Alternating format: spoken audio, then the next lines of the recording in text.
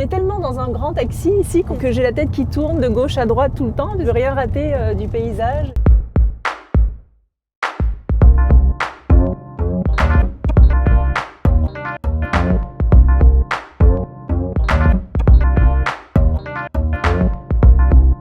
Je suis née, j'ai grandi à Tahiti et je suis arrivée à Paris il y a maintenant 21 ans.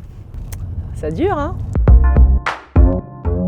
Je fais plein de choses différentes, de la musique, de la scène ou de la télé. Je n'achète plus de lessive, plus d'adoucissant, je ne prends pas de bain, j'éteins la lumière, je trie les déchets depuis des années. Enfin, plein de petites choses comme ça, plein de petits gestes du quotidien qui, j'espère, contribuera un petit peu à la préservation de notre environnement. J'ai une petite voiture électrique qui est super en fait. C'est vrai que quand on roule en voiture électrique, on a l'impression, je sais pas, de voler carrément. C'est vrai que c'est très agréable. Sur les routes pavées, un peu moins. Quand même, il y a une douceur et une fluidité avec l'électrique qui est plutôt sympathique. Parce que ça devient évident en fait, c'est l'avenir, c'est le futur. Vous n'allez plus faire votre plein d'essence, vous polluez moins. Vous avez des bornes de recharge un peu partout avec des places attitrées, c'est beaucoup plus facile de se garer d'ailleurs, en parking ou en extérieur. On fait moins de bruit. Pour moi, enfin j'espère que les voitures essence, diesel vont disparaître incessamment sous peu, je pense.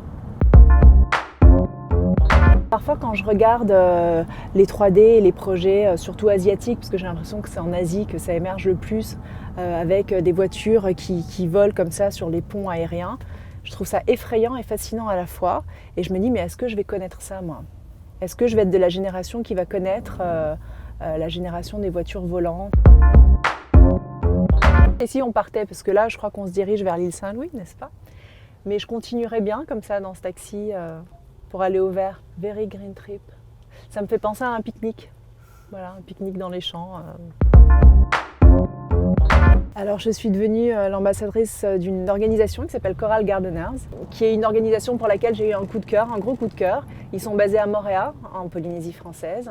Il y a 25% de récifs dans le monde entier qui ont complètement disparu déjà, ce qui est beaucoup, et 50% qui sont vraiment en grand danger aujourd'hui. La pollution, la surpêche, les coraux cassés ne serait-ce que par les personnes qui font du snorkeling, les bateaux qui jettent leur ancre dessus, il y a beaucoup de facteurs.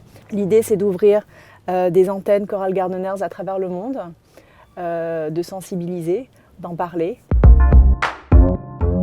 Ça me paraît utopique, électrique. Et la nature, on a besoin de nature. L'île Saint-Louis, c'est un peu mon Moorea de Paris, c'est ça, c'est un peu mon île et un peu un petit refuge. Et c'est vrai que j'adore y retourner de temps en temps, sur une terrasse, manger une glace. Et parce que j'y ai trouvé refuge il y a quelques années en arrivant à Paris. J'aime cet endroit, je le trouve poétique. Et il y a une petite ville d'Ilian, mine de rien, sur l'île Saint-Louis, je vous assure. Le week-end, il y a beaucoup de touristes. Mais la semaine, une vie comme ça un peu suspendue, qui me plaît beaucoup.